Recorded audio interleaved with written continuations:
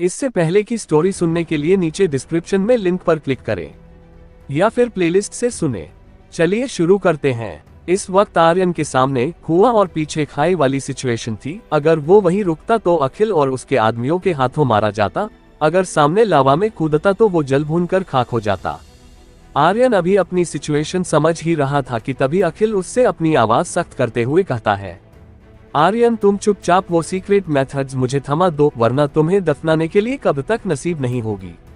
Lisa तो आर्यन को कोई मौका नहीं देना चाहती थी, वो तो बस उससे मारकर अपने छोटे भाई का बदला पूरा करना चाहती थी। इसलिए वो अपने चचेरे भाई रियान से कहती है, रियान जाओ और जल्दी से उसे खत्म कर दो। रियान लीजा की बात सुन तुरंत अटैक करने के लिए आर्यन की ओर बढ़ता है। तभी अखिल भी आगे आता है और रियान के साथ मिलकर आर्यन पर अटैक कर देता है। वो दोनों अपनी अपनी मार्शल सॉल निकालकर आर्यन पर अटैक करते हैं। रियान अपनी रेड स्केल पायथन और अखिल अपनी आसमानी चट्टान मार्शल सॉल निकालते हैं। असल में सभी क्लान्स के पास अपनी अपनी सीक्रेट मार्शल सॉल होती है। जैसे आर्यन के सिंह क्लान की मार्शल सॉल स्वॉर्ड सॉल और चंद्रेश क्लान की martial soul red scale python है, वहीं इन दोनों क्लान की तरह भट्ट क्लान की मार्शल सॉल आसमानी चट्टान है। रियान और अखिल को अपनी अपनी मार्शल सॉल के साथ आर्यन पर अटैक करते देख लीजा मन ही मन खुश होते हुए कहती है, आखिरकार मेरे छोटे भाई और दादाजी का अब बदला पूरा होगा। वहीं आर्यन उन दोनों को उसे जान से मारने के लिए अटैक करता देख उनसे बिना किसी भाव के कहता है, तुम लोगों को क्या लगा तुम मुझ पर मिलकर अटैक करोगे तो मुझे आसानी से जान से मार दोगे? मैं तुम लोगों को एक बात अच्छे से बता दूं, जो चीज मेरी है उसे मुझसे कोई नहीं छीन सकता, और तुम लोग मेरी जान लेना चाहते हो ना बच्चू ना। इतना कह आर्यन मुस्कुराते हुए लावा के दरिया में कूद जाता है और गिरते वक्त उसके दिमाग में एक ही बात चल रही थी, अखिल, लीजा और रियान आज का दिन मैं अच्छे से याद रखूंगा। अगली बार हम जब मिलेंगे उस वक्त मैं तुम लोगों से आज के दिन का हिसाब सूद समेट लूंगा। छपा। आर्यन के लावा में गिरने की आवाज आती है और वो उसी लावा के दरिया में कहीं समा जाता है। वहीं दूसरी तरफ आर्यन को लावा में कूदता देख रियान हैरान होते हुए कहता है, ये आर्यन ऐसे कैसे लावा के दरिया में कूद सकता है? अखिल अपने हाथ की मुट्ठियां कसते और आंखों को कसकर बंद करते हुए गुस्से में चिल्लाता है, आर्यन तुम बिना मार्शल सीक्रेट मेथड्स दिए नहीं मर सकते। अखिल इस वक्त बहुत गुस्से में था। उसे गुस्सा आर्यन के मरने से नहीं बल्कि मार्शल सीक्रेट मेथड्स ना मिलने का था। उसे वो सीक्रेट मेथड्स हर हाल में चाहिए थे, क्योंकि उनकी वजह से वो डिवाइन रेल्म में ब्रेक थ्रू कर सकता था। इसी गुस्से के चलते वो रियान से चिल्लाते हुए कहता है, जाओ और लावा के दरिया में कूद उन सीक्रेट मेथड्स को मेरे पास लाओ, मुझे वो हर कीमत पर चाहिए। अखिल को गुस्से में देख रियान बिना कुछ बोले लावा के दरिया की तरफ बढ़ने लगता है। लेकिन जैसे ही रियान उस लावा के दरिया को देखता है, उसकी डर के मारे सिट्टी पिट्टी गुम हो जाती है और वो डरते हुए पीछे आता है और अखिल से अटकते हुए कहता है, जीजा जी ये लावा का दरिया बहुत खतरनाक है, हम लोग इसमें नहीं जा सकते। रियान की बात सुन अखिल आगे आता है और गौर से उस लावा के दरिया को देखने लगता है। लेकिन जब वो उस लावा के दरिया में आग की जलती हुई लपटों को लहराते हुए देखता है, उसकी भी डर के मारे उसमें कूदने की हिम्मत नहीं होती है। अखिल फिर मार्शल सीक्रेट मेथड्स को हासिल ना कर पाने की इस बेबसी और गुस्से के मिले जुले भावों के साथ जोर से चिल्लाता है, क्यों आखिर क्यों? आर्यन तुम बिना मार्शल सीक्रेट मेथड्स दिए कैसे मर सकते हो? अखिल को ऐसे चिल्लाते देख रियान उसके गुस्से को शांत कराने के लिए कहता है, जीजा जी ऐसा भी तो हो सकता है ना, आर्यन मरा ही ना हो, वो जब इस लावा के दरिया से बाहर निकलेगा हम उससे वो सीक्रेट मेथड्स छीन लेंगे।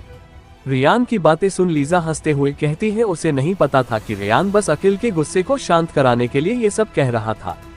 हाँ है, आर्यन का बचना नामुमकिन, ऐसा कभी नहीं हो सकता, उसके घायल होने के बाद तो बिल्कुल भी नहीं, अब तक तो उसकी हड्डियां भी गलने लगी होंगी।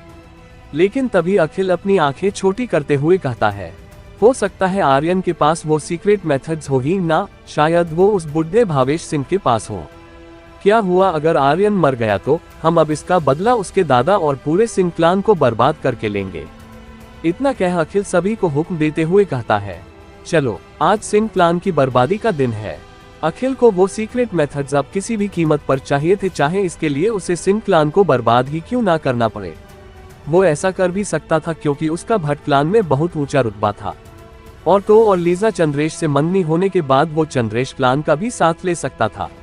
चंद्रेश क्लान तो सिंह क्लान को बर्बाद होते देखना चाहता ही था, इसलिए लीजा और रियान चंद्रेश को अखिल का सुझाव सही लगा और वो लोग फिर उसके साथ वहां से सिंह क्लान की ओर निकल जाते हैं।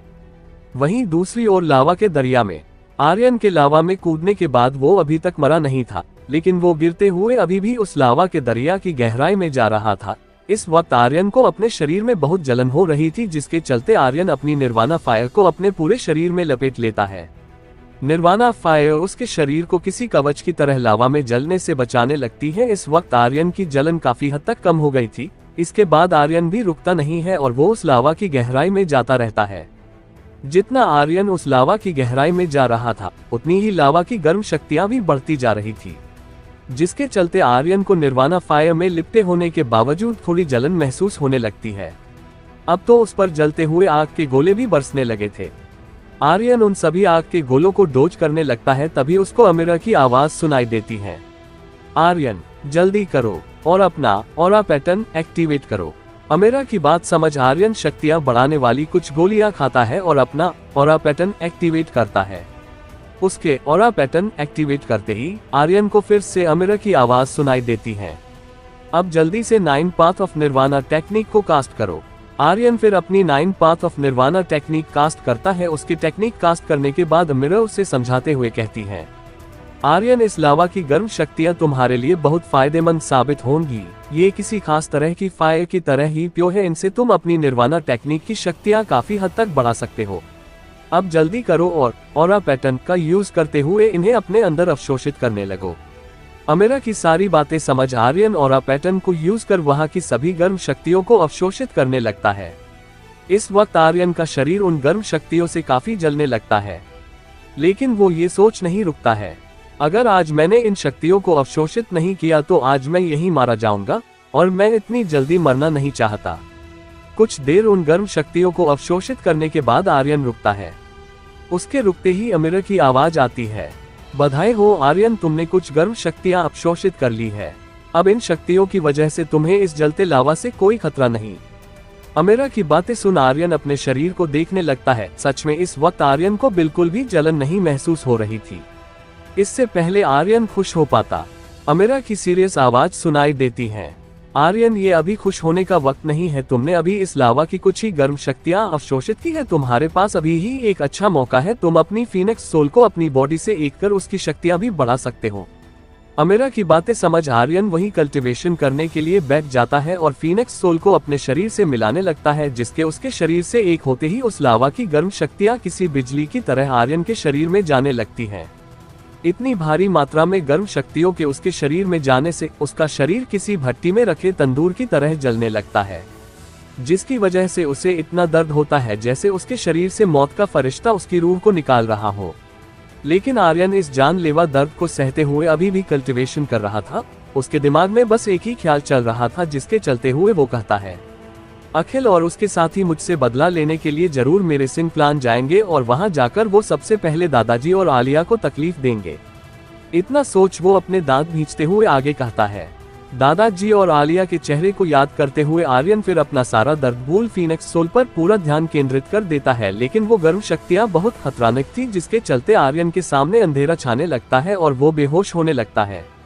आर्यन अपने सामने अंधेरा छाया देख और खुद को यूं बेहोश होते देख खुद से ही कहता है, आर्यन तुम ऐसे ही बेहोश नहीं हो सकते। अगर तुम बेहोश हुए तो अपनी जान गंवा बैठोगे। खुद से इतना कहने के बाद आर्यन जोर से चिल्लाता है, आह है। दर्द से चिल्लाने के बाद आर्यन अपने शरीर से शक्तियां बाहर निकालने लगता है। इस वक्त आर्यन के शरीर से किसी तूफान की तरह गर्म शक्तियां बाहर निकलने लगती हैं, जिन्हें देख आर्यन खुद हैरान था। उसकी इस हैरानी को कम करने के लिए अमीरा कहती है, ये गर्म शक्तियां किसी और की नहीं बल्कि तुम्हारी निर्वाणा फायर की है, जिसकी शक्तियां कुछ देर पहले तुम्हारे इन गर्म शक्तियों को अवशोषित करने से बढ़ी है।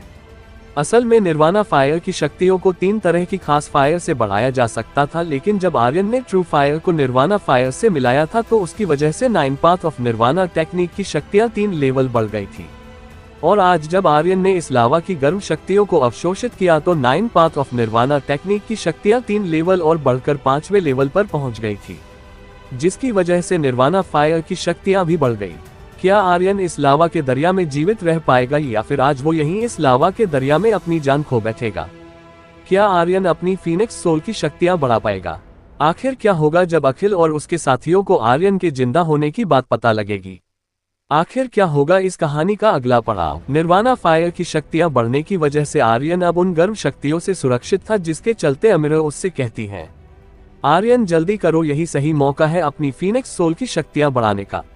अमीरा की बात सुन आर्यन फिर कल्टीवेशन करने बैठ जाता है और वो एक बार फिर फीनिक्स सोल को अपने शरीर से एक करता है, जिसके बाद उस जगह गर्म शक्तियों का एक जोरदार धमाका होता है। उस धमाके से लावा का दरिया भी एक पल के लिए कांप गया था। कुछ देर बाद उस लावा के दरिया से एक जोरदार धरती कंपा देने वाली चींगार सुनाई देती है, जिसे सुन अखिल और उसके साथी जाते जाते रुक जाते हैं और वो लोग उस तरफ देखने लगते हैं जहां से ये चींगार सुनाई दी थी। तभी उन लोगों को उस लावा के दरिया से एक साथ रंगों वाला फीनिक्स बर्ड निकलता दिखाई देता है। उस फीनिक्स बर्ड का ऑरा बहुत शक्तिशाली महसूस हो रहा था। उस फीनिक्स बर्ड को देख रियान ने कहा, ये तो एक प्राचीन सतरंगी फीनिक्स बर्ड है।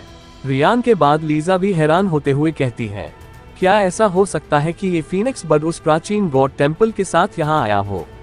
उन दोनों की बात सुन अखिल उस फीनिक्स बर्ड को देखते हुए कुछ सोचकर कहता है, इससे पहले आर्यन ने फीनिक्स सोल की शक्तियां यूज करी थी, क्या ऐसा हो सकता है कि आर्यन फिर से अपनी फीनिक्स सोल की शक्तियां बढ़ा? इससे पहले अखिल अपनी बात पूरी कर पाता लीजा दांत भींचते हुए कहती है, ऐसा कभी नहीं हो सकता, उस आर्यन की तो अब तक राख बन चुकी होगी। रियान ने भी कहा, हाँ ऐसा नहीं हो सकता, अगर आर्यन बच भी गया होगा तो वो दो मार्शल सोल एक साथ यूज नहीं कर सकता। हम लोगों से मुकाबला करते वक्त भी सिर्फ उसने स्वॉर्ड सोल यूज करी थी। असल में आर्यन ने साका से मुकाबला करते वक्त अपने फीनिक्स पैटर्न का यूज किया था। लीजा, रियान और बाकी सब अखिल की तरह शक्तिशाली नहीं थे, जिस कारण वो उसे महसूस नहीं कर पाए, लेकिन अखिल को वो शक्तियां महसूस हो गई थी।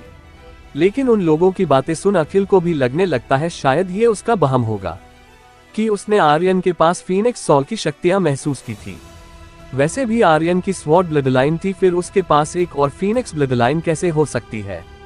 इतना सोच अखिल फिर उन लोगों से कहता है, हाँ तुम लोगों ने सही कहा, वैसे भी प्राचीन काल से ही सब लोग बस एक ही मार्शल सोल जागृत करते आ रहे हैं, और अगर किसी ने डबल मार्शल सोल को जबरदस्ती जागृत करने की कोशिश तो उन शक्तियों का ना संभाल पाने के कारण उनकी वही मौत हो जाती थी। रियान फिर अखिल के करीब आकर कहता है, हाँ जीजा जी, वैसे भी हम लोगों को आर्यन जैसे कचरे के बारे में इतना नहीं सोचना चाहिए। फिर लीजा ने भी कहा, हम लोगों को यहाँ ज्यादा वक्त नहीं रुकना चाहिए, पता नहीं कब ये फीनिक्स बर्ड हम पर हमला कर दे। फिर वो लोग उस जगह से जाने लगते हैं और वो सतरंगी फीनिक्स बर्ड भी लावा के दरिया में घुस जाता है। वहीं दूसरी तरफ लावा के दरिया में वो सतरंगी फीनिक्स बर्ड आर्यन की ओर बढ़ रहा था, जिसे देख आर्यन हैरान होते हुए अमीरा से पूछता है, सीनियर ये फीनिक्स सोल इतनी रंगीन क्यों दिखाई दे रही है? आर्यन की बात का जवाब देते हुए अमीरा ने कहा, ये तुम्हारी ही फीनिक्स सोल है जिसकी शक्तियां अब पहले से बहुत ज्यादा बढ़ चुकी है और इन गर्म शक्तियों को सोखने से इसका रंग भी बदल गया। आर्यन ने लावा की गर्म शक्तियां बहुत ज्यादा मात्रा में सोख ली थी, जिस कारण आर्यन की फीनिक्स सोल की शक्तियां 2 लेवल और बढ़ गई थी और उसका रंग बदलकर सतरंगी हो गया था। अखिल और उसके साथियों ने आर्यन की इसी फीनिक्स सोल को देखा था जिसे वो प्राचीन फीनिक्स बर्ड समझ रहे थे। फिर अमीरा ने आर्यन से आगे कहा, अब जल्दी करो और इस मार्शल को सोल को खुद से एक कर लो वरना देर हो जाएगी। अमीरा ने ऐसा इसलिए बोला था, जब भी किसी मार्शल सोल की शक्तियां बढ़ती थी तो उसे फिर से खुद से एक करना होता था, वरना वो मार्शल सोल जिस भी मार्शल आर्टिस्ट की होती थी उसके काबू से बाहर हो खुद की मनमानी करने लगती थी। अमीरा की बातें सुन आर्यन फिर अपने एक हाथ में निर्वाणा फायर जलाता है, जिसकी मदद से वो खुद से उस सतरंगी सोल को एक करने लगता है। लगभग 1 घंटे बाद आर्यन उस सतरंगी फीनिक्स सोल को सफलतापूर्वक खुद से एक कर लेता है। आर्यन को खुद की शक्तियां बढ़ी हुई महसूस होती है और उसकी पीठ पर इस वक्त सतरंगी पंख दिखाई दे रहे थे, जो उसे शायद फीनिक्स सोल की शक्तियां बढ़ने से मिले थे। उन पंखों को देख आर्यन बहुत खुश होता है, क्योंकि पंखों की वजह से अब उसकी उड़ने की स्पीड 2 गुनी हो जाती। आर्यन अभी खुश हो ही रहा था कि तभी उसे अमीरा की आवाज सुनाई देती है, आर्यन तुम अमर नहीं हो, तुम्हारी सारी अंदरूनी शक्तियां खत्म हो चुकी हैं, इसलिए तुम्हें जल्द से जल्द उन्हें भर लेना चाहिए, वरना इस लावा की दुनिया का कोई भरोसा नहीं कब क्या हो जाए। आर्यन फिर कुछ शक्तियां बढ़ाने वाली गोली खाता है और वहां कल्टीवेशन करने बैठ जाता है। लगभग 5 घंटे बाद आर्यन कल्टीवेशन से बाहर आता है। इस वक्त उसकी 60% तक शक्तियां भर चुकी थी। आर्यन वहां से जाने वाला ही होता है कि तभी उसे लावा की गहराई में कुछ अजीब शक्तियां महसूस होती है, जिन्हें महसूस कर वो अमीरा से पूछता है, सिनिया, क्या आप भी वहां उस और कुछ अनजान शक्तियों को महसूस कर पा रही है क्या? आर्यन का सवाल सुन अमीरा ने कहा, हाँ, मुझे वहां किसी खास तरह की फायर का एहसास हो रहा है। अमीरा की बात सुन आर्यन खुश होते हुए खुद से ही कहता है, क्या वहां हेवन या फिर अर्थ फायर हो सकती है? मुझे एक बार वहां चलकर देखना चाहिए। आर्यन फिर उस और किसी बिजली की स्पीड से उड़ते हुए जाता है। लगभग 10 मिनट बाद वो उस लावा के दरिया से होते हुए एक पहाड़ी पर पहुंचता है। वहां पहुंच उसे एक लाल रंग का पेड़ दिखाई देता है। जब आर्यन गौर से उस पेड़ को देख रहा था तभी उसे अमीरा की आवाज सुनाई देती है। ये एक सोल फायर ट्री है। सोल फायर ट्री का नाम सुन आर्यन उसको गौर से देखते हुए सोचने लगता है, वाह, इसमें तो कितनी प्योर शक्तियां महसूस हो रही है। अगर मैं इसको एब्जॉर्ब कर लेता हूं तो मेरी सोल शक्तियां बहुत हद तक बढ़ जाएंगी, पर उसके लिए मुझे इसे तोड़ना होगा। वो ये सब उसे गौर से देखते हुए सोच ही रहा था कि तभी उसे सोल फायर ट्री के ऊपर एक छोटी सी स्वॉर्ड दिखाई देती है, जिसे देख वो हैरान होते हुए कहता है, ये तो एक बहुत ही अच्छी स्वॉर्ड सोल है। क्या यह एक स्पिरिचुअल स्वॉर्ड हो सकती है? अगर मैं इसको भी एब्जॉर्ब कर लेता हूँ तो इससे मेरी स्वॉर्ड सोल की शक्तियाँ बढ़ जाएंगी, पर मुझे इसके लिए उससे एक बार पास जाकर अच्छे से देखना चाहिए। इतना कह आर्यन उड़ते हुए उस सोल फायर ट्री के पास जाने लगता है। वहां पहुंच वो उड़ते हुए ही उस स्वॉर्ड को देख कहता है, इस स्वॉर्ड की शक्तियां मुझे किसी के द्वारा कंट्रोल की हुई लग रही है। आर्यन की बात सुन अमीरा कहती है, तुम्हें पता होना चाहिए, स्पिरिचुअल स्वॉर्ड्स के पास भी अपनी एक सोल होती है। असल में स्पिरिचुअल स्वॉर्ड्स एक आम स्वॉर्ड से अलग होती है। स्पिरिचुअल स्वॉर्ड्स के पास अपनी खुद की इंसानों की तरह एक सोल होती है। अगर किसी को स्पिरिचुअल स्वॉर्ड हासिल करनी होती, उसको पहले उस स्वॉर्ड की सोल से निपटना होता।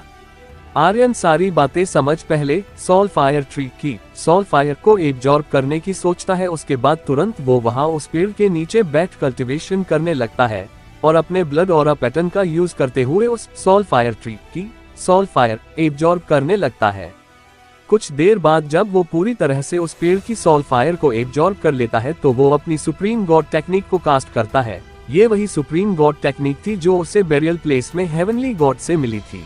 सुप्रीम गॉड टेक्निक के कास्ट होते ही आर्यन अचानक बेरियल प्लेस में पहुंच जाता है। वहां जाने के बारे में आर्यन ने सोचा भी नहीं था, जिस वजह से वो खुद भी हैरान था। आर्यन अभी यही सोचकर हैरान हो रहा था कि तभी उसकी हैरानी और बढ़ जाती है जब उसके शरीर से एक सुनहरी रोशनी निकल उसी के जैसे दिखने लेकिन साइज में बहुत ही छोटे इंसान की आकृति बन जाती हैं।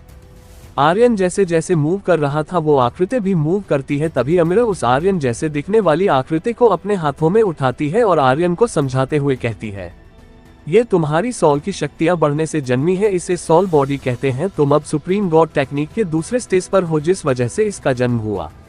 असल में इस टेक्निक में 3 स्टेज होते हैं। पहला स्टेज अपनी सोल शक्तियों को गाढ़ा करना, जो तुमने दरियाई 3 पत्ती फूल की शक्तियां एब्जॉर्ब करने पर पूरा कर लिया था। दूसरा स्टेज सोल बॉडी, जिसका रिजल्ट तुम्हारे सामने है। तीसरा स्टेज सोल बॉडी को विशालकाय रूप देना। फिर अमीरा हवा में उड़ते हुए उसे आगे समझाते हुए कहती है, और हर बढ़ते स्टेज की शक्तियां पहले स्टेज से बहुत ज्यादा शक्तिशाली है। अगर तुम्हारे पास सोल बॉडी की मदद रहेगी तुम खुद से ज्यादा शक्तिशाली सोल वाले मार्शल आर्टिस्ट को हरा सकते हो। अमीरा के कहना का साफ मतलब था, अगर किसी मार्शल आर्टिस्ट के पास सोल शक्तियां हैं और वहीं दूसरे मार्शल आर्टिस्ट की शक्तियां कम है लेकिन उसके पास सुप्रीम गॉड टेक्निक से जन्मी सोल बॉडी है, तो दूसरा मार्शल आर्टिस्ट पहले मार्शल आर्टिस्ट को आराम से हरा देगा। अमीरा की बातें समझ आर्यन काफी खुश हो जाता है और वो इसी खुशी के चलते अपनी जेब से एक अंगूठी निकालता है और उसे अमीरा को लेने के लिए कहता है, सीनियर अब इन बातों को छोड़ो और ये लो, ये एक स्टोरेज रिंग है जिसमें बहुत सारे स्वादिष्ट व्यंजन भरे हुए हैं। ये सिर्फ आपके लिए मेरी तरफ से एक तोहफा समझ लेना।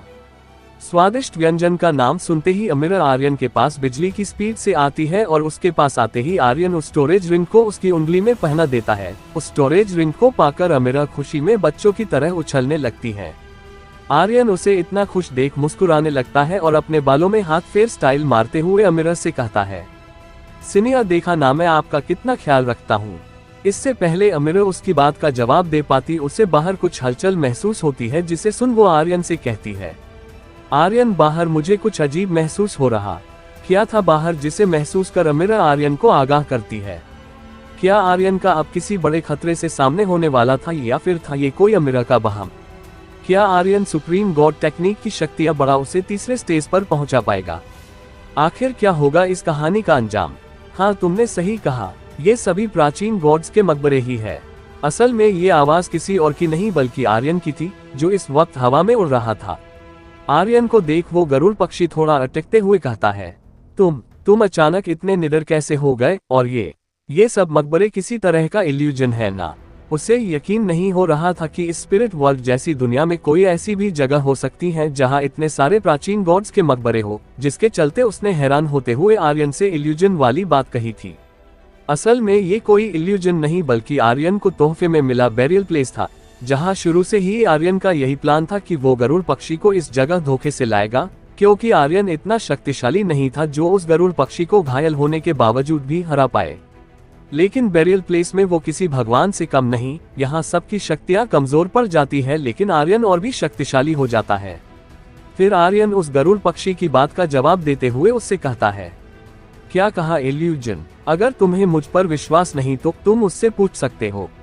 आर्यन एक चट्टान की तरफ हाथ करते हुए कहता है। आर्यन के हाथ करते ही उस चट्टान से एक आवाज सुनाई देती है, मैं सभी गरुड़ों का गरुड़ गॉड हूँ।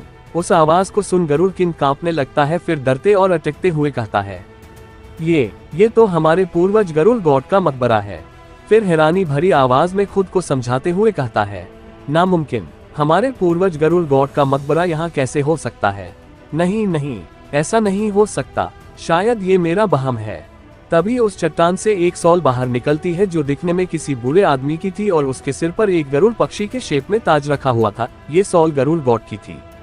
गरुड़ गॉड फिर उस गरुड़ पक्षी को देखते हुए शाही अंदाज में कहता है, बच्चे, तुम क्या मेरे गरुड़ कबीले से ताल्लुक रखते हो? गरुड़ गॉड का सवाल सुन वो गरुड़ पक्षी हड़बड़ी में उड़ते हुए आगे आता है और थोड़ा घबराते और अटकते हुए कहता है, जी, आपने सही कहा, मैं आपके पोते के और उसके भी पोते का पोता हूँ। उसकी बात सुन गरुड़ गॉड अपनी भौहें सिकोड़ते हुए कहता है, नादान छोटे पंछी, तुम्हें पता भी है मेरा गरुड़ कबीला एक महान कबीला था और तुम बेवकूफ पंछी मेरे पोतों का पोता होने का दावा कर रहे हो।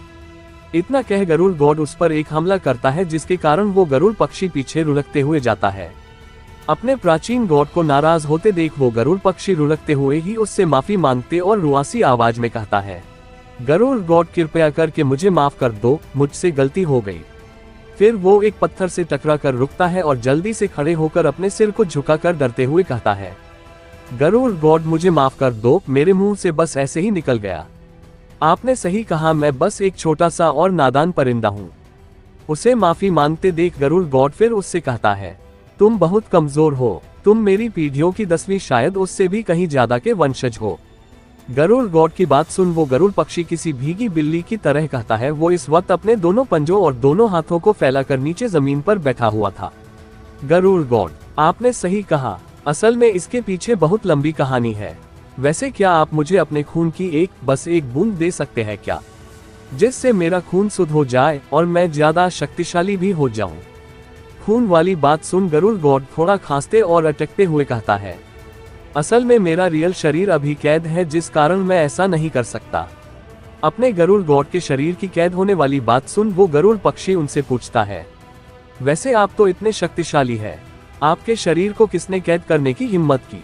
फिर उसकी नजर आर्यन की तरफ जाती है जो अभी मुस्कुरा रहा था। उसे मुस्कुराता देख वो हैरान होते और हकलाते हुए फिर से गरुड़ गॉड से पूछता है, कहीं इसने तो नहीं? क्या आर्यन उस गरुड़ पक्षी को यकीन दिला पाएगा कि ये कोई इल्यूजन नहीं बल्कि उसकी दुनिया है? आखिर आर्यन का पूरा प्लान क्या था और वो उस गरुड़ पक्षी को बेरियल प्लेस क्यों लेकर आया था? आखिर क्या होने वाला है इस कहानी का अगला पड़ाव? गरुड़ पक्षी जब अपने प्राचीन गरुड़ गॉड से ये कहता ही कहीं आर्यन की वजह से तो वो यहाँ कैद नहीं। उसकी बात सुन आर्यन मुस्कुराते हुए उस गरुड़ पक्षी से कहता है, ये मेरी जगह है और ये तो सभी को पता है, जो चीज मेरी है उस पर हक और राज या फिर कायदे कानून जो भी है वो सब मेरे द्वारा निर्धारित किए जाते हैं।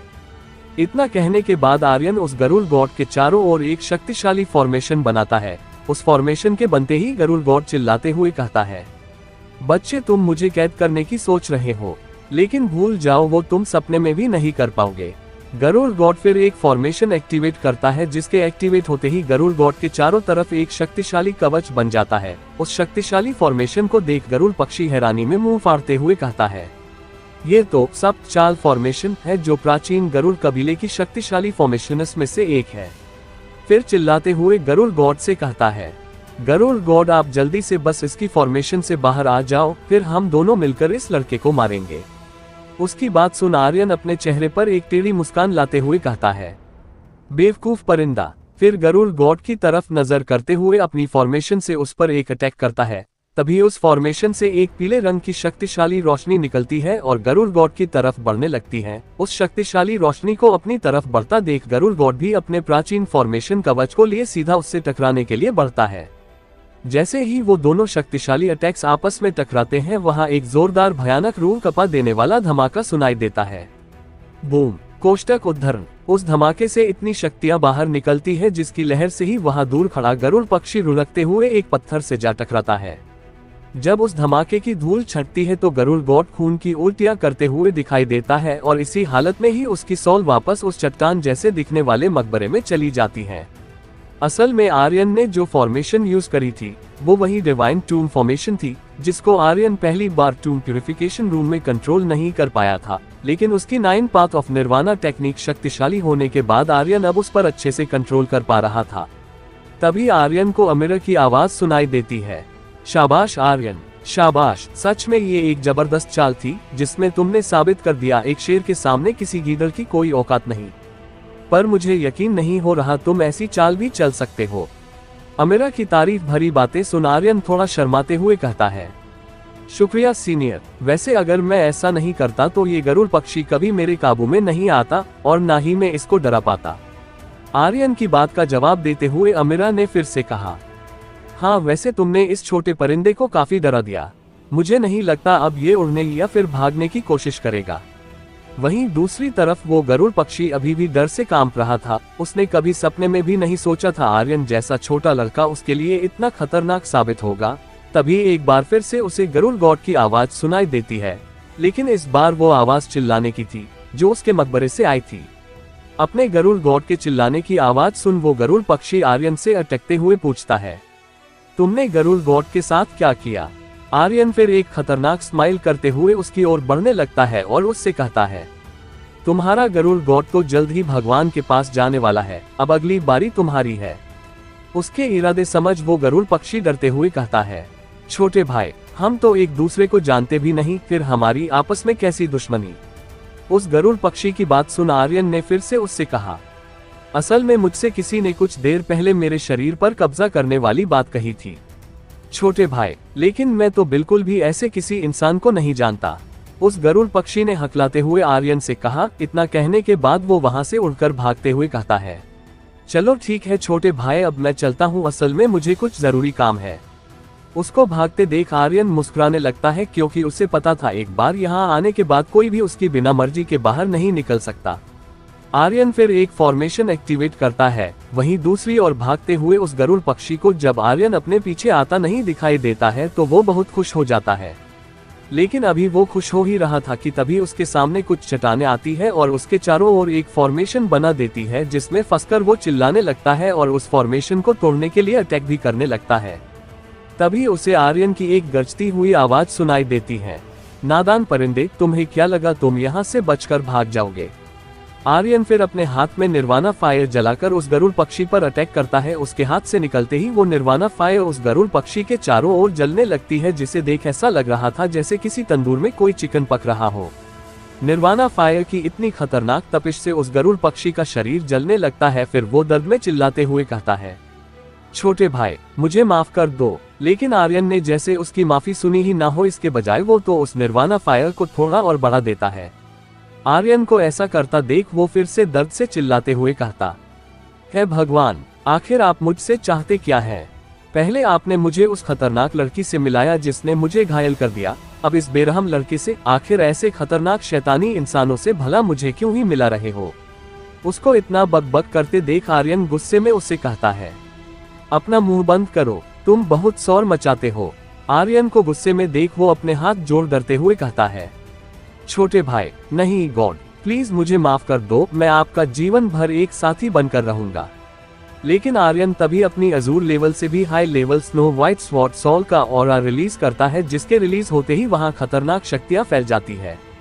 और इतना ही नहीं बल्कि आर्यन के पीछे स्पिरिट रिंग्स भी दिखाई देने लगती है और उसका शरीर इस वक्त गुलाबी रंग की रोशनी से चमक रहा था। आर्यन इस वक्त दिखने में किसी गॉड से कम नहीं लग रहा था। आर्यन को गुस्से में अपना इतना खतरनाक ऑरा रिलीज करते देख गरुड़ पक्षी ने डर से हकलाते हुए कहा, मास्टर मुझे माफ कर दो, मुझसे गलती हो गई। असल में मेरे कहने का मतलब था कि मैं आपका जीवन भर हुक्म का पालन करूंगा। फिर आर्यन को थोड़ा मक्खन लगाते हुए कहता है, मास्टर देखना, मैं आपके बहुत काम आऊंगा और इस स्पिरिट वर्ल्ड पर राज करने के लिए मैं आपकी मदद भी करूंगा। आर्यन बस उसके मुंह से यही तो सुनना चाहता था जिसके लिए उसने ये सारा खेल रचा। फिर आर्यन उसे माफ करने की एक्टिंग करते हुए कहता है, चलो मैं तुम्हें इस बात के लिए माफ कर देता हूँ क्योंकि तुम मुझे एक समझदार पक्षी लगे, पर इसका ये मतलब नहीं कि मुझे तुम जैसे शक्तिहीन पक्षी की जरूरत है। तुम मेरी नजरों बस किसी छोटी चींटी से कम नहीं। फिर थोड़ा पॉज लेते हुए आगे कहता है, मैं तुम्हें माफ तो कर दूंगा, पर इसके लिए तुम्हें एक समझौता करना पड़ेगा जिससे तुम भविष्य में मुझे धोखा ना दे सको और मेरी इज्जत खराब ना कर सको। इतना कह आर्यन फिर उस गरुड़ पक्षी के चारों ओर से निर्वाणा फायर को हटा देता है। तभी अमीरा उससे कहती है, वाह आर्यन, तुम्हारी नाटक करने की कला तो अद्भुत है। तुम्हें तो किसी नाटक घर में होना चाहिए था, वहाँ तुम बहुत नाम कमाते। अमीरा की बात सुन आर्यन ये नहीं समझ पाता है कि वो उसका मजाक उड़ा रही थी या फिर तारीफ कर रही थी। लेकिन इन सब बातों को छोड़ आर्यन अमीरा से पूछता है, सीनियर, क्या आपके पास ऐसी कोई टेक्निक है जिससे मैं इसे आसानी से काबू कर सकूं? असल में भले ही आर्यन इस बेरियल प्लेस में किसी गॉड से कम नहीं, लेकिन था तो वो बस एक जेन्युइन रेल्म का मार्शल आर्टिस्ट ही, जिस वजह से आर्यन ने अमीरा से कोई ऐसी टेक्निक मांगी थी। अमीरा फिर उसे एक टेक्निक देते हुए कहती है, लो इसका इस्तेमाल करो। उसके बाद एक हल्की सी रोशनी फिर आर्यन के माथे में जाती है, जिसके तुरंत बाद ही आर्यन उस टेक्निक को कास्ट करते हुए गरुड़ पक्षी से कहता है, ये एक सॉल कॉन्ट्रैक्ट है। इस सॉल कॉन्ट्रैक्ट के बाद तुम मेरे साथियों में से एक कहलाओगे। अगर तुमने इसे तोड़ने की कोशिश की तुम जानते हो फिर मैं तुम्हारे साथ किया करूंगा। सॉल कॉन्ट्रैक्ट टेक्निक कास्ट होते ही वहां एक सफेद रंग का गोला दिखाई देने लगता है जो सीधा जाकर उस गरुड़ पक्षी के माथे में चला जाता है। सॉल कॉन्ट्रैक्ट होने के तुरंत बाद आर्यन उस गरुड़ पक्षी से कहता है, बधाई हो, आज से तुम मेरे एक पालतू जानवर बनकर रहोगे। पालतू जानवर वाली बात सुन वो गरुड़ पक्षी चौंकते हुए कहता है, क्या पालतू? उसको यूं चौंका हुआ देख आर्यन अपने हाथ में निर्वाणा फायर जलाते हुए कहता है, चलो ठीक है, तो फिर अब तुम्हें इस दुनिया को अलविदा कह देना चाहिए। आर्यन को फिर से निर्वाणा फायर निकालता देख वो गरुड़ पक्षी अटकते और डरते हुए कहता है, नहीं नहीं नहीं मास्टर, मैं तो आज से आपका सबसे ज्यादा वफादार पालतू जानवर बनकर रहूंगा। तभी उस गरुड़ गॉड के मकबरे से निकलते हुए गरुड़ गॉड गुस्से में कहता है, तुम बेवकूफ परिंदे, तुम्हें पता भी है मेरा गरुड़ कबीला इस पूरे ब्रह्मांड में कितना इज्जतदार और शक्तिशाली कबीला था, और तुम बेवकूफ परिंदे उस शक्तिशाली कबीले का नाम डूबा रहे हो, वो भी एक पालतू जानवर बनकर। फिर आगे गुस्से में चिल्लाते हुए कहता है, तुमसे ये प्राचीन गरुड़ गॉड बहुत नाराज है, इसके लिए मैं तुम्हें कभी माफ नहीं करूंगा। सच में तुमने बहुत शर्मनाक हरकत की है, इसके लिए मैं तुम्हें जान से मार डालूंगा। असल में गरुड़ गॉड अभी भी उस डिवाइन टूम फॉर्मेशन की वजह से अपने मकबरे से दूर नहीं जा सकता था, वरना वो तो अब तक उस गरुड़ पक्षी को मार भी देता। अपने प्राचीन गरुड़ गॉड की जान से मारने वाली बात सुन वो गरुड़ पक्षी डरते हुए कहता है, गरुड़ गॉड प्लीज मुझे माफ कर देना, मैंने ये सब अपनी जान बचाने के लिए किया था। अगर मैं इस लड़के की बात नहीं मानता, ये मुझे जला जलाकर किसी तंदूरी चिकन की तरह मारता। आप तो बहुत पहले ही मर चुके हो, मुझे तो जीने दो। असल में ये गरुड़ पक्षी अपने प्राचीन गरुड़ गॉड से डर तो रहा था, पर बेचारे को ज्यादा बकबक करने की आदत थी, इसलिए उसने अपने प्राचीन गरुड़ गॉड से ये सब बोल दिया था। उस गरुड़ पक्षी की ये बातें सुन गरुड़ गॉड गुस्से में चिल्लाते हुए उससे कहता है, तुम बेवकूफ, उल्टा मुझे ही दोष दे रहे हो। अपनी गलती मानने की बजाय तुम पूर्वजों को ही दोष दे रहे हो, इसके लिए तो तुम्हें मरना होगा। मरने वाली बात आते ही उस गरुड़ पक्षी ने रोते हुए कहा, नहीं नहीं, मुझे माफ करना गरुड़ गॉड, पर ये सब मेरे मुंह से गलती से निकल गए। उन दोनों गरुड़ गॉड और गरुड़ पक्षी को आपस में यूं झगड़ता देख आर्यन गुस्से में अपनी मुट्ठी बंद करते हुए कहता है, क्या सच में गरुड़ पक्षी आर्यन की हमेशा बात मानेगा या फिर वो उसे धोखा दे देगा? और क्या आर्यन इस लावा के दरिया से बाहर निकल अपने प्यारे दादाजी और आलिया को अखिल और उसके साथियों से बचा पाएगा? आखिर क्या होगा इस कहानी का अगला पड़ाव? आर्यन ने जब गरुड़ गॉड को डराकर वापस मकबरे में लौटने पर मजबूर कर दिया था, ये देख वो गरुड़ पक्षी डरते हुए खुद से ही कहता है, ये आर्यन कोई इंसान है या शैतान, जिससे डर कर हमारे प्राचीन गरुड़ गॉड तक भी वापस अपने मकबरे में चले गए। वो तो शुक्र है मैं थोड़ा होशियार हूँ, वरना ये लड़का मुझे अब तक कब का मार देता। ये बेवकूफ गरुड़ पक्षी खुद को होशियार इसलिए समझ रहा था क्योंकि उसने आर्यन की बात मानकर उसके साथ सॉल कॉन्ट्रैक्ट कर लिया था, पर इस बेचारे को क्या पता आर्यन ने उसके साथ खेल खेला था और उसे अपना एक पालतू जानवर बना लिया। सॉल कॉन्ट्रैक्ट होने पर आर्यन को अब उस गरुड़ पक्षी से बाहर की दुनिया में भी डरने की कोई जरूरत नहीं थी, और अब वो एक पालतू जानवर की तरह उसकी हर एक बात मानेगा, जिसके चलते वो उस गरुड़ पक्षी से कहता है, चलो यहाँ से चलते हैं और बाहर जाकर एक बार उस सॉल फायर ट्री को देखते हैं। इतना कहने के बाद आर्यन अपना एक हाथ घुमाता है और अगले ही पल वो गरुड़ पक्षी वहां से गायब हो जाता है, और जैसे ही आर्यन भी वहां से निकलने वाला था तभी उसे अमीरा की आवाज सुनाई देती है। शो खत्म हो गया क्या? अमीरा इस वक्त आर्यन के सामने आकर खड़ी हो जाती है। अमीरा को देख आर्यन ने उसको जवाब देते हुए कहा, हाँ सीनियर, वैसे आपका इस गरुड़ पक्षी को पालतू बनाने के बारे में क्या ख्याल है? अमीरा ने भी आर्यन को जवाब देते हुए कहा, तुम्हारा इस गरुड़ पक्षी को पालतू बनाना एक काफी अच्छा विचार था, क्योंकि ये एक प्राचीन पक्षी है जिसके पास युद्ध लड़ने का काफी अच्छा तजुर्बा होगा और ये तुम्हारी दुश्मनों से लड़ने में भी काफी हद तक मदद करेगा। अमीरा की पूरी बात सुनने के बाद आर्यन फिर वहां से उसको बाय बोलकर निकल जाता है और अगले ही पल वो बेरिल प्लेस के बाहर उस सॉल फायर ट्री के पास दिखाई देता है। वहीं उसे गरुड़ पक्षी भी उड़ता हुआ दिखाई देता है। वो गरुड़ पक्षी उड़ते हुए सोच रहा था, आखिर ये लड़का होता कौन है जो मुझ जैसे गरुड़ किंग को अपना पालतू बनाकर रखे है? भगवान, आपने क्या यही मेरी किस्मत में लिखा था? आर्यन के वहां दिखते ही वो अपनी सोच से बाहर आकर उसके पास आता है। उसके पास आते ही आर्यन उससे पूछता है, अब तुम्हारी शक्तियां कितनी बची है?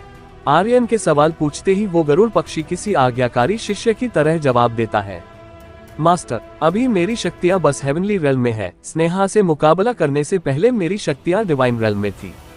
आर्यन फिर से उससे एक और सवाल पूछता है, क्या तुम अभी भी अपनी शक्तियों को और बढ़ा सकते हो? आर्यन का ये सवाल सुन वो जल्दी से जवाब देते हुए कहता है, मास्टर, आपको पता है मैं पहले एक बहुत शक्तिशाली गरुड़ किंग था, पर बदकिस्मती के चलते मैंने अपनी शक्तियां तो खोई ही बल्कि उनके साथ अपना असली शरीर भी खो दिया। लेकिन अगर मुझे प्राचीन गॉड द्वारा छोड़ी गई पिल मिल जाती है तो आपका ये चेला फिर से अपने असली शरीर को जरूर पा लेगा और पहले की तरह शक्तिशाली हो जाएगा। उसकी बात सुन आर्यन फिर थोड़ी गहराई से कुछ सोचता है। कुछ देर सोचने के बाद वो उससे आगे कहता है, चलो ठीक है, मैं इसके बारे में कुछ सोचता हूँ। फिर आगे उससे पूछता है, वैसे तुम्हारा असली नाम क्या है?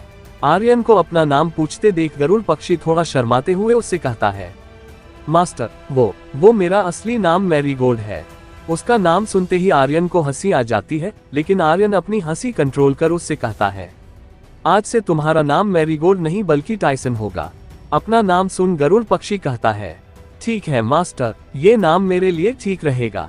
उसको टाइसन नाम अच्छा लगता देख आर्यन उससे कहता है, ठीक है, फिर अब मैं तुम्हें आगे से टाइसन ही कहकर बुलाऊंगा और तुम मुझे मास्टर की जगह यंग मास्टर कहकर बुलाना। और एक जरूरी बात, और तुम्हारा साइज बहुत बड़ा है, इसलिए जब भी तुम मेरे साथ रहो अपना साइज छोटा कर रहना। इतना कह आर्यन फिर वहां एक चट्टान पर बैठकर कल्टीवेशन करने लगता है और वहां मौजूद सॉल की ताकत बढ़ाने वाली शक्तियों को एब्जॉर्ब करने लगता है। कुछ देर कल्टीवेशन करने के बाद आर्यन की नसों में तेजी से शक्तियां बहने लगती हैं और उसकी पीठ से एक पीले रंग की रोशनी निकल एक आकृति का रूप लेते हुए नजर आती है। वो आकृति हूबहू आर्यन के जैसी और कद काठी में उसी के तरह दिख रही थी। ये आकृति कुछ और नहीं बल्कि आर्यन की सॉल बॉडी थी, जो आर्यन के यहाँ मौजूद सॉल की ताकत बढ़ाने वाली शक्तियों को एब्जॉर्ब करने से और भी ताकतवर और साइज में उसी की तरह हो गई थी। आर्यन फिर अपनी आंखें खोलता है और अपने पीछे सॉल बॉडी को देखते हुए कहता है, मुझे लगता है इस सॉल फायर ट्री के आसपास मौजूद सॉल की ताकत बढ़ाने वाली शक्तियों को एब्जॉर्ब कर कोई भी अपनी सॉल की शक्तियों को बढ़ा सकता है। वहीं दूसरी ओर टाइसन आर्यन की सॉल बॉडी को देख मन ही मन कहता है, इस लड़के ने अपनी सॉल बॉडी की ताकत बढ़ाने के लिए यहाँ मौजूद सारी सॉल की ताकत बढ़ाने वाली शक्तियों को एब्जॉर्ब कर लिया और मेरे लिए कुछ भी नहीं छोड़ा।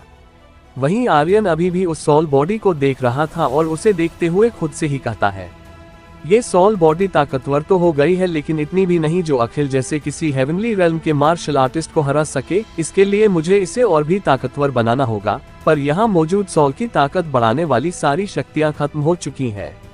तभी अचानक उसे अमीरा की आवाज सुनाई देती है, भले ही यहाँ मौजूद सॉल की ताकत बढ़ाने वाली शक्तियाँ खत्म हो गई हो, लेकिन तुम्हारे पास अभी भी एक रास्ता है जिससे तुम अपनी सोल बॉडी की ताकत बढ़ा सकते हो। अमीरा की बात सुन आर्यन उससे खुश होते हुए पूछता है, सच में ऐसा कोई रास्ता है क्या सीनियर? आर्यन के पूछने पर अमीरा उसको बताते हुए कहती है, हाँ है, और वो रास्ता है supreme god technique. Supreme god technique का नाम सुनते ही उसे कुछ याद आता है और वो अमीरा से कहता है, शुक्रिया सीनियर, मुझे याद दिलाने के लिए। अब मैं जल्दी से बेरियल प्लेस जाता हूँ। असल में supreme god technique heavenly God की एक सीक्रेट टेक्निक थी जिसे प्रैक्टिस करने पर सोल की शक्तियां बढ़ाई जा सकती थी। ये याद आते ही आर्यन बेरियल प्लेस जाने की सोचता है। अगले ही पल आर्यन उस जगह से गायब होकर बेरियल प्लेस पहुंच जाता है। वहां पहुंच आर्यन एक भंवर की तरह घूमने वाले बादल के बीचों बीच जाता है। आर्यन के उस भंवर की तरह घूमने वाले बादल के बीचों बीच पहुंचने पर उसको अमीरा की आवाज सुनाई देती है, Aryan supreme god technique use करो और उसके द्वारा अपनी सोल को ट्रिगर करो। अमीरा के ये कहते ही आर्यन तुरंत अपनी सुप्रीम गॉड टेक्निक कास्ट करता है और अपने स्वॉर्ड इंटेंट को रिलीज करते हुए कहता है, मेरा स्वॉर्ड इंटेंट आसमां से भी ऊंचा है, धरती से भी गहरा है, सितारों के 2 टुकड़े कर दे, धरती को नष्ट कर दे। इतना कहते ही आर्यन के हाथ से एक रोशनी निकलती है और वहां चारों ओर फैल जाती है। उसके बाद आर्यन की स्नो व्हाइट स्वॉर्ड सोल वहां दिखाई देने लगती है, जिसके आते ही आर्यन अपना एक हाथ उठा उसकी सारी शक्तियों को अपने एक हाथ में भरने लगता है। वहीं बाहर चट्टान पर खड़ा उसका शरीर भी अपना एक हाथ उठाता है, जिसके हाथ उठाते ही वहां धरती कांपने लगती है, लावा की लहरें उठने लगती है। देखते ही देखते वहां चारों ओर से शक्तियां ही शक्तियां निकलने लगती हैं और आर्यन के उस हाथ में समाने लगती है। जब वो सारी शक्तियां आर्यन के अंदर समा जाती है तो आर्यन अपनी आंखें खोलता है। असल में ये एक प्रक्रिया थी जिसमें आर्यन की सोल बेरियल प्लेस में जाकर सुप्रीम गॉड टेक्निक कास्ट करती है और उसकी बॉडी के अंदर बाहर की सारी सोल की ताकत बढ़ाने वाली शक्तियों को आकर्षित करती है। आर्यन जब पूरी तरह से उन शक्तियों को अपने अंदर समा लेता है तो वो अपनी बर्निंग स्वॉर्ड निकालता है और उससे एक चट्टान पर अटैक करता है। उसके अटैक करते ही बर्निंग स्वॉर्ड से हजारों की तादाद में तलवारें निकलती है और सीधा जाकर उस चट्टान को चकनाचूर कर देती है। अपने इस शक्तिशाली अटैक को देख आर्यन खुश होते हुए कहता है, इस अटैक से मैं किसी भी हेवनली रेल्म के मार्शल आर्टिस्ट को खत्म कर सकता हूं और मेरी शक्तियां भी ज्यादा खर्च नहीं होंगी। वहीं टायसन की आंखें फटी की फटी रह जाती है और वो हैरान होते हुए कहता है, वाह कितना शक्तिशाली अटैक था, एकदम जबरदस्त। अपनी बढ़ी हुई शक्तियों को महसूस कर आर्यन गहराई से सोचने लगता है, आज से मैं जब भी शक्तिशाली होऊंगा तब मेरी सोल की ताकत बढ़ेगी। अगर कोई स्वॉर्ड गॉड सील भी एक्टिवेट कर देता है तब भी मेरी सोल के कुछ अंश बच जाएंगे। अगर अब मेरा अखिल भट्ट जैसे किसी हेवनली रेल्म के मार्शल आर्टिस्ट से मुकाबला होता है तो मैं उनको आसानी से हरा सकता हूँ। असल में supreme god technique heavenly God की एक ऐसी सीक्रेट टेक्निक थी जिसमें महारत हासिल करने पर कोई भी इंसान अमर बन सकता था। यही कारण था आर्यन अगर अब किसी स्वॉर्ड गॉड जैसी सील में फंसकर मरता तो वो पूरी तरह नहीं मरता बल्कि उसके कुछ अंश बच जाते जिनकी मदद से वो वापस जन्म ले सकता था। और इसी के साथ आर्यन ने जेन्युइन रेल्म से स्पिरिट रेल्म में भी ब्रेक थ्रू कर लिया था। आर्यन के पास डबल मार्शल सोल और सुप्रीम गॉड टेक्निक जैसी और भी टेक्निक है जिनकी मदद से वो अपने से एक रेल्म ऊपर वाले किसी भी मार्शल आर्टिस्ट को आसानी से हरा सकता था। आर्यन अपनी गहरी सोच से बाहर आता है और अपनी आंखें छोटी करते हुए कहता है, पता नहीं अखिल भट्ट और उसके साथी अभी भी लावा के दरिया के बाहर होंगे या नहीं। फिर टायसन से कहता है, चलो टायसन चलते हैं। आर्यन के चलने की बात का जवाब देते हुए टायसन कहता है, ठीक है यंग मास्टर, चलते हैं। इतना कह वो अपना साइज छोटा करता और आर्यन के कंधे पर आकर बैठ जाता है। आर्यन फिर वहां से निकल आता है और अपने फीनिक्स पंख फैलाकर आसमान में उड़ने लगता है। जब वो लावा के दरिया के आसपास देखता है उसे वहां अखिल और उसके साथी नहीं दिखाई देते हैं। फिर वो वहां से निकल जाता है। आर्यन अभी आसमान में उड़ ही रहा था कि उसे कुछ लोगों के लड़ने की आवाज सुनाई देती है। जब वो उस तरफ देखता है तो लगभग उससे कुछ किलोमीटर दूर एक जंगली इलाके में 40-50 लोग मिलकर एक बूढ़े आदमी और उसके साथ में एक लड़की से मुकाबला कर रहे थे। उस बूढ़े आदमी और लड़की के साथ एक सफेद पक्षी भी था। आर्यन उस बूढ़े आदमी और लड़की को पहचानते हुए कहता है, ये तो मिस माया और वासुदेव जी है। आखिर ये लोग यहाँ क्या कर रहे हैं और ये लोग कौन है जिनसे वो मुकाबला कर रहे हैं? आखिर वासुदेव जी और मिस माया इस जंगली इलाके में किया कर रहे थे और कौन थे वो लोग जिनसे वो मुकाबला कर रहे थे? और आर्यन क्या सच में अखिल भट्ट को ढूंढ पाएगा उसके सिंह प्लान पहुंचने से पहले? आखिर क्या होगा इस कहानी का अगला पड़ाव? जानने के लिए बने रहे हमारी कहानी स्पिरिट वर्ल्ड के साथ सिर्फ और सिर्फ हमारे चैनल रोजवर्स पर। धन्यवाद।